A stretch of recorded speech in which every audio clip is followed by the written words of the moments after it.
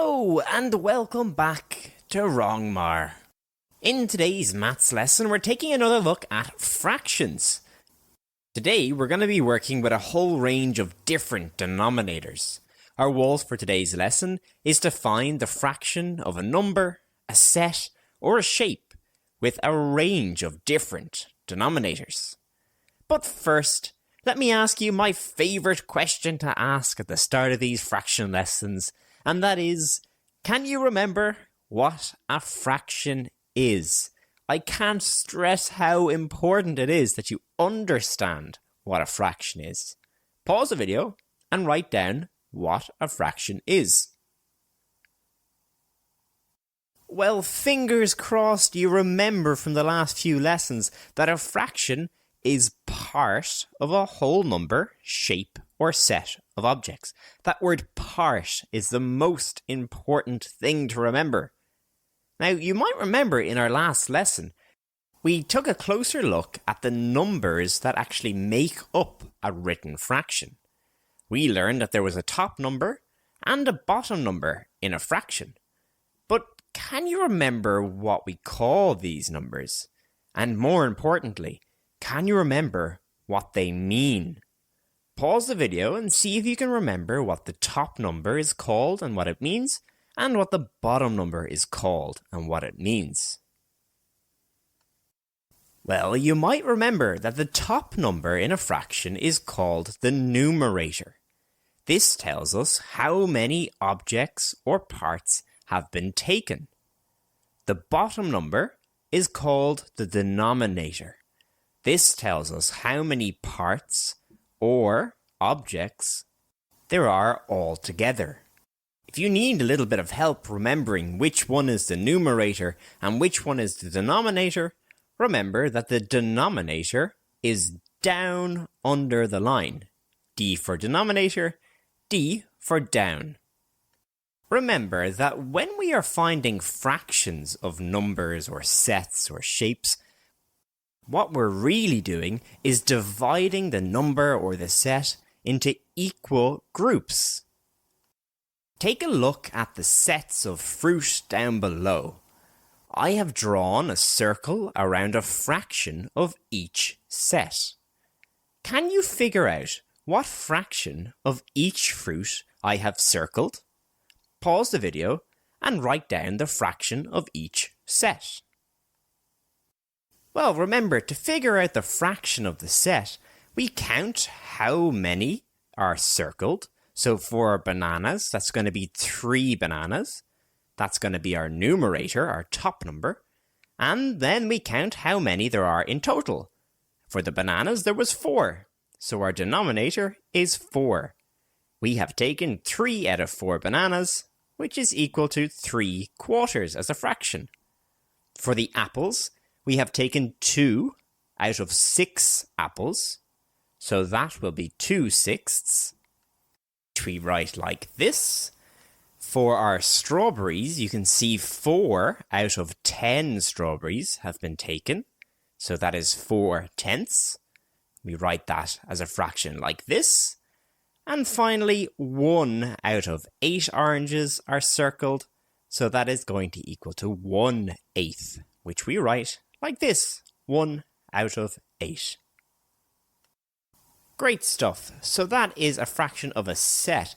Take a look at these shapes down below. Some of the shapes have a fraction of them shaded in dark blue. One of these shapes shows the fraction 2/6. Can you pause the video and see if you can figure out which one has got 2/6 shaded in blue? Remember, the top number of the fraction tells us how many parts are shaded.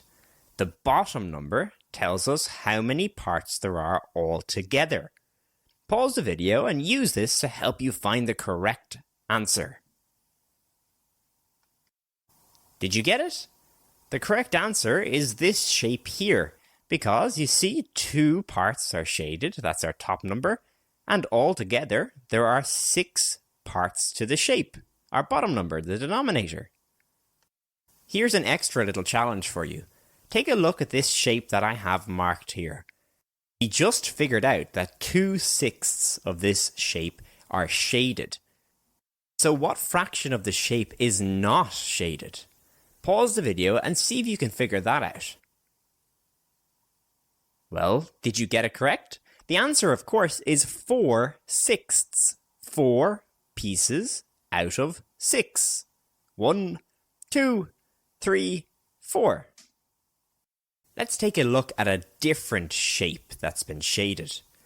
Here we have a circle, and below there are 4 answers that could possibly be correct. Only one of them is right though. Can you pause the video and see if you can figure out which of these fractions is shaded blue on the picture above? Pause the video and choose the correct answer. Remember, the top number in a fraction tells us how many shaded pieces there are. The bottom number tells us how many pieces there are altogether. Use this to help you solve the question. Pause the video and give it a try. So the answer we should have got is 2/5. How do we get that? Well, remember the top number tells us how many shaded parts there are, 1, 2. And the bottom number tells us how many parts there are altogether, 1, 2, 3, 4, 5. So it's 2/5, or 2 out of 5. Try that bonus question again.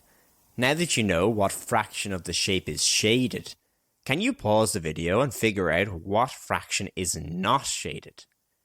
Pause the video and give it a try. Well, did you get 3/5?